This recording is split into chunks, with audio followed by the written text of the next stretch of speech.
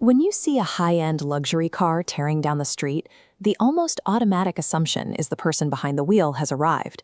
They have finally achieved ultimate financial success. But consider the possibility that the exact biological drive pushing us to show off our status is the very mechanism keeping so many of us secretly broke. As a species, our evolutionary survival once depended on our standing within a tribe.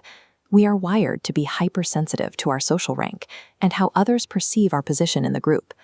Look at this minimalist social hierarchy. Robert Greene identifies a behavioral profile called the status fiend. For this person, their entire perceived self-worth violently shifts up and down based solely on how their visible status symbols compare to everyone else. This system is easily hijacked by envy. Our brains are caught in a relentless cycle of measuring what we own against what the people around us own. Modern consumer culture takes this ancient, hardwired desire for social belonging and turns it into an economic trap. The urge to secure our place in the social hierarchy ends up actively destroying our actual financial security. Society conditions us to believe a very specific equation. Having money means you are supposed to spend money. Financial writer Morgan Housel draws a strict boundary between two concepts that people treat as identical: being rich and being wealthy. Being rich is simply a measure of your current income and the highly visible items you have purchased with it. This graph illustrates the hidden reality of the rich facade. We easily see the top line, the steady income, the expensive clothes, the pars. But beneath the surface, this flashy lifestyle is funded by an expanding mass of debt, dragging down their net worth. True wealth is the opposite. As shown here, wealth is the dense capital hidden out of sight, the luxury watches and home upgrades actively declined. Building this kind of capital requires massive self-control. Because it is completely invisible, it cannot be used to signal success or superiority to your peers.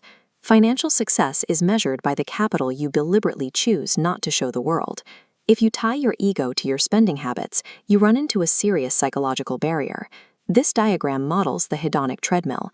It is a behavioral trap for anyone chasing visible status, a closed, accelerating loop moving from earning to spending to envying others and back to earning.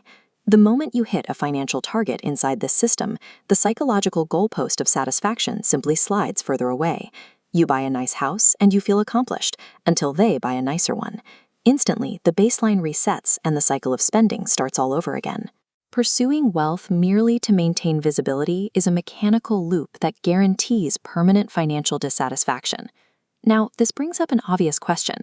If the goal is not to spend money on high-end items, what is the actual point of accumulating it? We chase wealth because we believe it will eventually yield a happier life. As this layout emphasizes, when you look at the data, the highest, most reliable predictor of human well-being is autonomy. Having absolute, total control over your own life and your own schedule is what actually correlates with happiness. This sense of daily control heavily outweighs traditional, visible metrics of success, like the square footage of your home or the prestige of your job title. The highest dividend that money can possibly pay is time. Accumulating cash without gaining control over your schedule is like trying to fill a bucket with a massive hole in the bottom. Without autonomy, the accumulation means nothing. The path forward is straightforward. Stop playing the visible status game.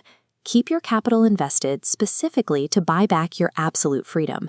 Letting go of the evolutionary urge to look rich is the only genuinely viable route to building the invisible wealth that guarantees total control over your life.